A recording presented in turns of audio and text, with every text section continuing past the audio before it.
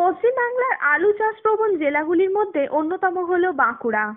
এই জেলার জয়পুর ব্লকের 90 ভাগ চাষযোগ্য জমির মধ্যে 70 ভাগ জমিতে আলু চাষ হয়। আলু একটি লাভজনক ফসল হওয়ায় জয়পুর ব্লকের কৃষকরা রবি মৌসুমে আলুকেই প্রধান ফসল হিসাবে বেছে নিয়েছে। গত বছর চাষিরা আলুর দাম ভালো পাওয়ায় 70 ভাগ জমিতেই আলু চাষ করেছেন। কৃষি ঋণ, মহাজনী ঋণ, স্বয়ম্বর গোষ্ঠীর মাধ্যমে ঋণ নিয়ে ও চড়া দামে বীজ, রাসায়নিক সার, কীটনাশক এবং রোটার ও দিনমজুর লাগিয়ে। কিন্তু এই ফসল ওঠার মুখে আলুর দাম আস্তে আস্তে নেমে যাওয়ায় চাষিদের মাথায় হাত। বর্তমানে আলু 90 টাকা প্যাকেট দরে ব্যবসাদারদের বিক্রি করতে বাধ্য হচ্ছেন চাষিরা। আর এরই ফলে তাদের প্যাকেট প্রতি লোকসান হচ্ছে 60 থেকে 70 টাকা।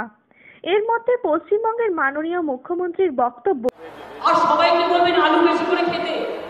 বেজায় চটেছেন সারা রাজ্যের সাথে জয়পুর ব্লকের আলু চাষিরা এবং প্রতিক্রিয়া হিসাবে তাদের ক্ষোভ উগড়ে দিয়ে কৃষি ঋণ সহ চাষিদের সমস্ত ঋণ মুকুবের দাবি করেন।